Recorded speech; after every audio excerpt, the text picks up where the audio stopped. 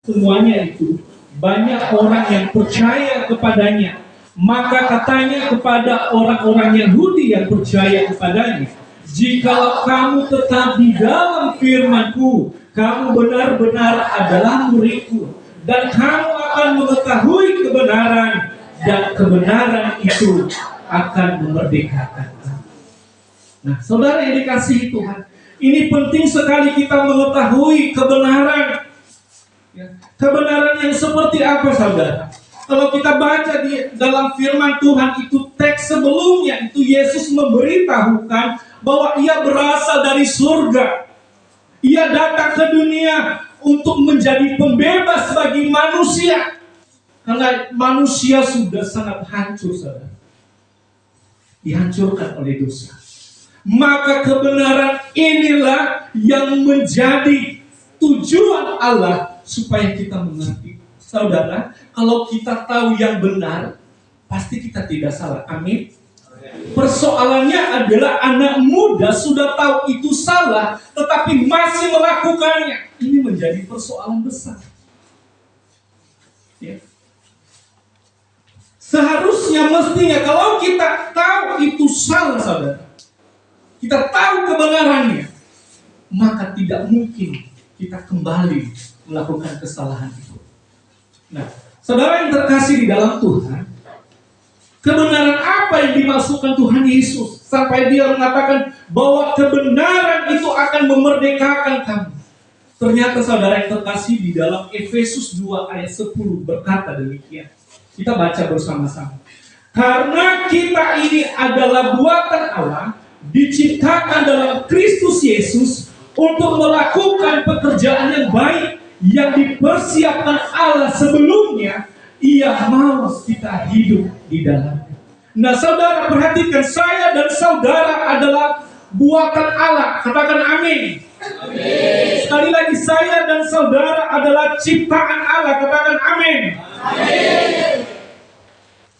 Saudara yang dikasihi Tuhan, semua yang dijadikan Tuhan itu punya tujuan, saudara.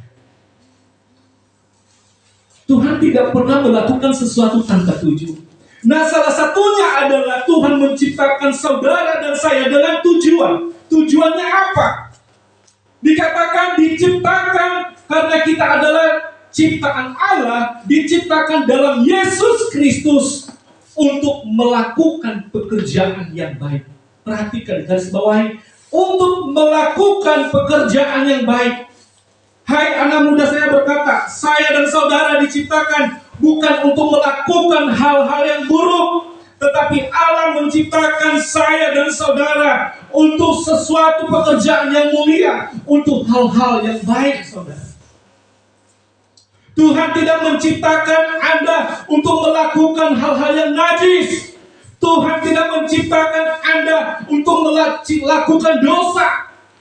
Tuhan tidak menciptakan Anda untuk melakukan free sex. Tuhan menciptakan Anda untuk melakukan narkoba. Tuhan menciptakan Anda tidak menciptakan Anda untuk mengkonsumsi narkoba, rokok, dan miras, saudara. Itu bukan tujuan Anda. Katakan amin. Amin. Allah menciptakan saya dan saudara. Jauh sebelumnya Tuhan sudah ciptakan di dalamnya untuk melakukan hal-hal yang baik yang jauh sebelumnya Tuhan sudah siapkan, saudara. Nah, pagi hari ini kami merasa terpanggil, saudara, melakukan misi Allah ini untuk memberitahukan, menyadarkan anak-anak muda bahwa tujuan Allah menciptakan kita bukan untuk melakukan hal-hal yang membuat kita najis dan berdosa di hadapan Tuhan. Tapi satu tujuan Allah, biar rindu kita kembali kepada tujuan awal Allah menciptakan kita, yaitu melakukan hal-hal yang baik.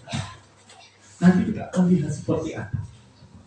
Nah, saudara, bagaimana itu kalau kita mengerti itu, maka kebenaran ini akan memerdekakan kita. Katakan amin. Amin.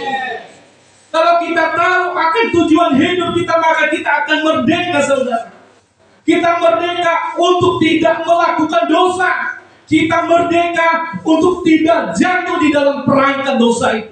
Kita tahu sekarang, saudara, kami mencoba menganalisa banyak generasi muda kita rusak, saudara. Ini harus diselamatkan. Bapak Presiden Jokowi berkata, 2045 Indonesia adalah Indonesia emas. Anak-anak muda zaman sekarang ini, mereka yang akan nanti mengambil alih kehidupan bangsa, khususnya di Kabupaten Malang. Saudara, kalian yang di tempat ini 10 tahun, 15 tahun ke depan, kalian orang-orang hebat yang dipakai Tuhan. Amin. Jangan sia-siakan saudara masa muda.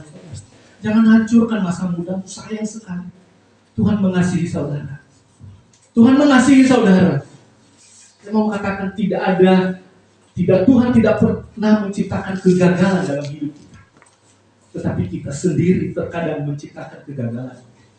Nah, saudara yang dikasihi Tuhan, merdeka dari dosa. Kalau kita tahu kebenaran itu artinya merdeka dari dosa. Artinya bebas, tidak terikat lagi dengan dosa.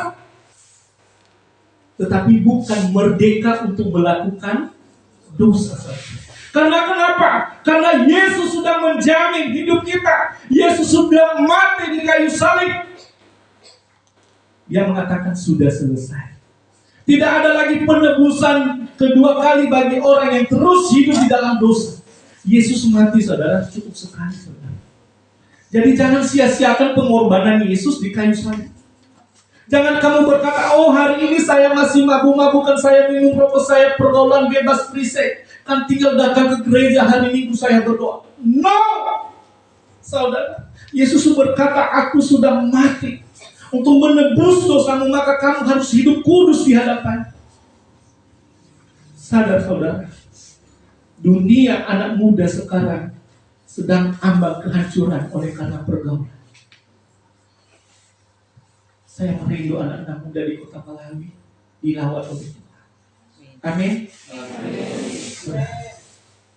Maka seperti apa orang yang sudah mengenal dan memahami kebenaran ilahi, ia akan mengalami perubahan cara berpikir, saudara.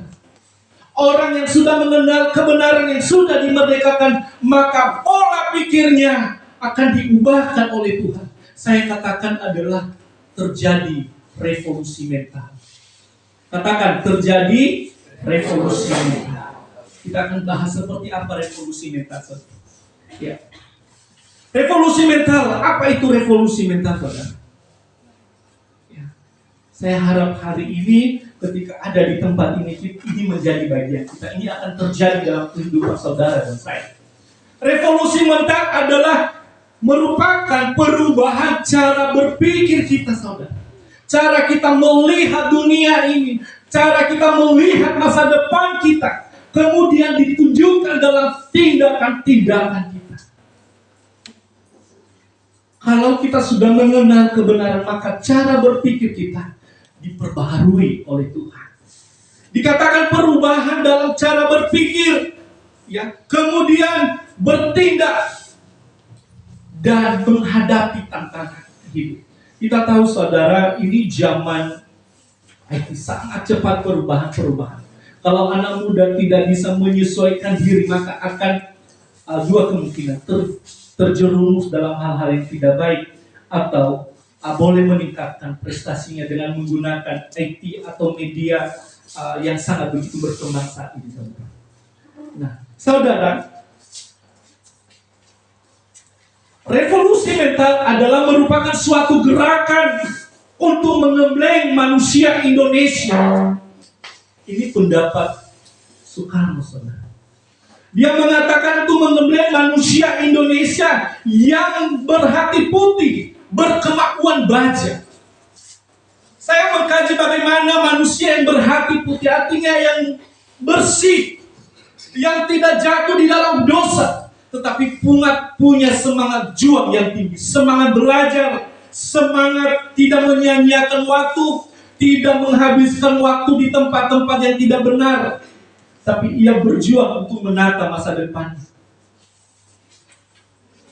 Ia bersemangat raja wali, saudara, dan berjiwa api yang menyala-nyala. Saudara yang dikasihi Tuhan, orang yang sudah mengalami revolusi mental, dia tidak ada waktu kosong untuk berhura-hura, saudara. Ia akan mempersiapkan dirinya. Ia akan menggunakan waktu yang Tuhan berikan dalam dirinya dan sebaik mungkin. Nah, saudara, kita mau coba melihat bagaimana potret kehidupan bangsa Indonesia saat ini. Kehidupan Indonesia yang kita banggakan selama ini. Kita lihat, saudara. Ini potret yang pertama, saudara. Ini generasi muda. Terjadi tawuran. Sedikit saja digosok, dipanaskan sana sini. Sudah panas darah, saudara. Tidak mikir panjang lagi, saudara. Apalagi, saudara, terjadi pengobatan miras mabuk. Kalau begini terus, bagaimana bangsa kita ke depan, saudara? Apalagi, saudara, ya, obat-obat terlarang. Ini, saudara, tidak lagi sesuatu yang tabu, tetapi sudah di mana-mana merajalela. Kami terpanggil untuk menyadarkan anak-anak muda dalam hal ini. Apalagi, saudara, begal. Mereka lagi tidak sayang membantai, memotong manusia. Mereka sudah anggap manusia seperti binatang, saudara. Ini harus ditolong, saudara. Kita harus menyadari ini tugas kita bersama. Kemudian apalagi, saudara? Yang mereka pikirkan adalah seks, terpengaruh dengan pornografi. Nanti akan lihat di akhir nanti renungan ini saya mencoba memberitahu apa dampak seks, pornografi bagi kehidupan remaja. Ternyata sangat berdampak buruk, saudara. Hati-hati. Apalagi, saudara, korupsi. Bangsa kita ini susah maju karena banyak korupsinya, saudara. Mereka tidak takut lagi menggelapkan uang negara. Terjadi mental yang bobrok, saudara. Tidak lagi menghargai. Bahkan di sekolah siswa itu sudah menghargai guru itu sudah enggak. Bahkan guru ada di depan, bisa saja dia tepuk pundak guru. Dulu, saudara, siswa itu paling hormat sama guru. Ini pergeseran nilai-nilai moral bagi anak muda. Terjadi pelecehan seksual, saudara. Bisa nggak sih ini terjadi? Bahkan terjadi kejahatan di dunia internet, penipuan. Ini kalau kita nggak hati-hati, kita bisa menjadi korban. Satu kesaksian, saudara. Saya waktu ngajar di SMK Kesehatan di Pontianak, ya, siswa saya itu dia dihubungi oleh seseorang, saudara. Lalu dia berkata, tolong kirim foto. Karena di perusahaan mereka membutuhkan model untuk mempromosikan perusahaan mereka, saudara. Artinya dengan kepolosan seorang murid kami, siswi kami, dia kirim foto. Lalu dikatakan, wah, ini memenuhi syarat, kamu kelihatan cantik, dan ini bisa produk kami bisa laris besar. Kami akan setiap bulan kami akan memberikan fee untuk bayar kamu 25 juta. Tergiur, saudara, 25 juta per bulan dengan duduk di bangku kelas 1 SMP. Jadi tolong kirim foto lagi dengan baju yang tak punya lengan. Dia kirim, saudara. Lalu mereka katakan, oh, ini kami sudah rapat dan ini sangat kemungkinan besar Anda akan memenangkan. Kemudian apa lagi dikatakan, saudara? Silakan kirim foto tanpa pakaian. Ingat 25 juta, dia selalu diiming-imingkan. Akhirnya dia kasih, saudara. Setelah itu, saudara, dia udah kasih fotonya begitu banyak tanpa baju atau foto tanpa busana, saudara. Lalu dia ajak begini, sekarang kamu harus ketemu kami di hotel. Dia udah curiga. Untuk apa? Pokoknya kalau enggak, foto-fotomu ini kami akan sebarin. Kejebakan. Kami akan sebarin. Lalu dengan cepat, dengan takut, dia kasih tahu orang tuanya, dia datang ke sekolah. Lalu guru mengarahkan buat laporan polisi. Tapi fotonya sudah disebarin, saudara, ke guru-guru, ke siswa yang lain. Ini penipuan, saudara. Hati-hati. Jangan tertipu dengan gaya seperti ini. Saya harapkan gak ada korban di Kota Melawi, amin. Karena anak-anak Kota Melawi sudah cerdas menggunakan teknologi, saudara. Jangan tergiur hal-hal demikian. Ya. Apalagi, saudara, ini yang sangat miris menurut saya. Kalau begini generasi muda kita zaman sekarang ini, apa yang dibanggakan, saudara? Di sini nggak ada ya, saudaraku ya, nggak ada ya, nggak ada yang seperti ini ya. Kalau ada bertobat, saudara. bertobat. Nah, perhatikan saudara ini. Kalau begini, apa yang dibanggakan generasi muda kita kalau begini terus? Apalagi saudara ini, luar biasa. Akhlaknya udah sangat rusak sekali. Apa yang dibanggakan kalau memang ini terus yang terbentuk di dalam pola pikir anak-anak muda? Hanya satu, menuju kehancuran. Maka kita datang untuk menyadarkan saudara. Amin. Ya, saudara ini udah paham benar. Paham benar. Saya melihat anak-anak muda yang terikat dengan rokok, saudara, ini berbahaya sekali. Anak-anak kami SMTK, mereka sebelum masuk di SMK, mereka perokok berat, saudara. Dari SD mereka sudah merokok, tapi masuk di SMTK, dibimbing, diarahkan. Sekarang, saudara, mereka sudah lepas. Karena kenapa? Rokok tidak pernah menjamin masa depan sukses, saudara. Tidak pernah mengatakan, kalau kamu merokok terus, kamu akan hebat, sekolahnya hebat, kamu akan kaya raya, enggak ada, saudara. Yang dia janjikan adalah kehancuran dan kemiskinan. Apa faktanya mengkonsumsi rokok, saudara? Kita perhatikan.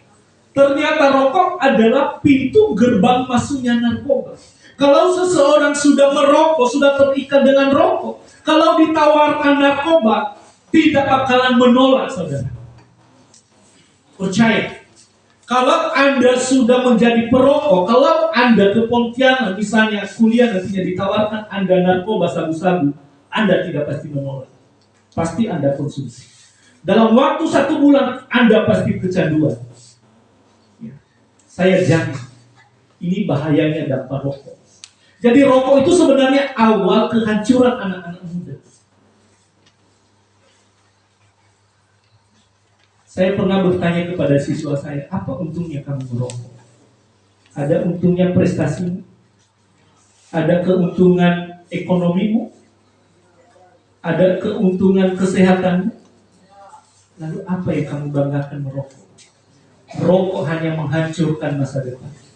Maka anak-anak muda, lepaslah yang terikat rokok hari ini. Saya mau katakan, lepas ini waktunya Tuhan berbicara untuk menata masa depanmu yang lebih baik. Kita lihat, saudara, apa sih unsur yang terkandung di dalam sebatang rokok, saudara? Saya melihat ada 20 item, saudara. Ketika Anda mengkonsumsi rokok, maka inilah yang akan masuk di dalam tubuhmu. Perhatikan di sini, ada baterai mobil, ada cat kuku, ada cat rambut, ya, bahan-bahannya, ada racun tikus, ada bahan pembuat cat, ada bahan semen, ada bahan bakar pesawat, ada bahan bakar lilin, ada kapur barus, ada obat bius, ada pengawet mayat, saudara, ada racun serangga, ada pembersih toilet. Ini mengandung di dalam sebatang rokok, saudara. Ada bahan pembuat lilin, saudara. Bayangkan, kita buktikan, saudara, ini unsur ini kalau Anda mengkonsumsi sebatang rokok. Coba bangun pagi-pagi, buktikan bangun pagi-pagi, cium hawa mulut saudara, itu pasti bau busuk, saudara. Perokok itu kalau bangun pagi mulutnya bau busuk, saudara. Gak percaya, saudara? Buktikan, bangun pagi, coba berkaca dan cium bau mulutnya, itu bau busuk. Karena apa? Zat inilah yang ada di dalam tubuh. Jadi saudara, tidak ada kebanggaan kalau Anda berjalan lalu pegang rokok. Bagi saya, nilaimu minus, saudara. Karena rokok tidak menjamin masa depan. Kalau Anda mau sukses, mau hebat, saudara, lepaskan rokok. Kalau Anda ingin jadi orang hebat, orang yang dipakai Tuhan luar biasa, lepaskan. Karena ini titik awal pintu kejahatan. Haleluya, saudaraku. Kalau Anda merasa tertolong hari ini, terbuka pikirannya, lepaskan yang masih terikat. Nah, saudara yang terkasihi Tuhan, ya, kita melihat bagaimana membangun manusia yang berhati putih, berkemauan baja, bersemangat Raja Wali, dan berjiwa api yang menyala-nyala. Ini yang akan kita bahas selanjutnya. Nah, seringkali kita merenungkan dan bertanya kepada diri sendiri, kenapa sulit meraih apa yang kita inginkan? Mengapa keinginan tersebut belum juga terwujud? Adakah sesuatu yang salah dalam kehidupan kita? Pertanyaannya, ada apa, saudara? Mengapa? Apa penyebabnya? Nah, saudara, ternyata kalau kita sesuatu belum juga mencapai apa yang kita inginkan, ternyata saudara, penyebabnya kita ada dalam satu kondisi yang disebut dengan blok mental. Kita berpikir kalau merokok itu adalah baik, lebih percaya diri, lebih gagah. Ini pola pikir yang salah. Blok mental itu sebenarnya apa, saudara? Blok mental adalah suatu doktrin pemahaman kepercayaan yang mendalam terhadap sesuatu peristiwa. Ciri yang menonjol adalah membatasi diri. Selalu berkata, saya tidak bisa. Kalau disuruh lakukan ini sama guru, maaf bu, saya nggak bisa. Nggak bisa bu. Duluan membatasi diri. Maka inilah salah satu anak muda tidak bisa berkarya leluasa karena ada dalam satu kondisi adalah blok mental. Dia berkata, aduh bu, saya kan siswa dari hulu sana bu, kan banyak anak-anak yang di kota. Dia selalu berkata enggak bisa. Dia membatasi dulu pikirannya, saudara. Padahal kalau dia mencoba melakukan, dia bisa melakukan lebih dari itu. Saudara, kita harus memahami ini. Apa ciri-ciri orang yang merasakan kondisi blok mental ini? Selalu takut, saudara. Takut, tidak mau mencoba. Ketika tidak mau mencoba, tidak punya pengalaman. Ketika tidak punya pengalaman, lalu tidak punya kemampuan, akhirnya hidupnya begitu-begitu saja, saudara. Tidak berkembang. Karena dia selalu merasa dirinya tidak bisa. Padahal Tuhan kasih potensi dalam setiap diri manusia itu punya kemampuan. Tuhan tidak pernah menciptakan orang bodoh. Tuhan tidak pernah menciptakan orang gagal. Yang ada adalah orang malas dan kondisi yang membatasi diri. Kita harus sadar akan hal ini, saudara. Nah, ada perbedaan pola pikir orang biasa saja berbeda dengan orang pikir yang mau maju dan sukses. Kita lihat, saudara. Ya. Pola pikir orang biasa dipenuhi dengan mitos. Oh, tak bakalan bisa. Kamu anak petani, tak bakalan bisa. Jadi, masuk 10 besar. Kamu kan dari pinggir. Enggak bakalan bisa. Selalu. Kemudian ada dalam penjara mental tadi, selalu membatasi diri. Nah, kalau orang sukses dipenuhi dengan pikiran keyakinan positif. Saya pasti bisa kalau saya coba. Kemudian dia semangat tinggi, mencari jalan. Kalau dia nggak tahu, dia berusaha. Dia tidak pasrah dengan keadaan. Saudara, kalau mengerjakan tugas matematika itu kadang-kadang kalau sulit itu pasrah, udah biarin saja. Kalau anak yang sukses itu dia akan berusaha, dia telepon gurunya, mungkin telepon temannya yang tahu rumus ini gimana ini. Itu ciri-cirinya jiwa semangat yang tinggi. Dia enggak meratapi nasib. Dia enggak tinggal duduk menunggu. Orang-orang seperti itu tidak bakalan mencapai masa depan itu. Tapi milikilah semangat yang tinggi dalam belajar. Orang yang seperti itu menangguk hasil kerja temannya dulu. Dilihat guru, kenapa nggak kerja, kamu lagi mikir Pak? Padahal nunggu meja depan, kalau selesai baru nyali bidang. Tidak punya usaha, bertobat, saudara. Kalau ada hal-hal seperti itu, kamu harus berusaha, bertanya, minta bimbingan. Jangan pasrah dengan keadaan seperti itu. Nah, persoalannya adalah bagaimana membuka blok mental itu, saudara. Bagaimana supaya kita keluar dalam kondisi yang seperti itu, saudara? Yang pertama yang harus kita lakukan adalah Anda akan menjadi apa yang Anda inginkan.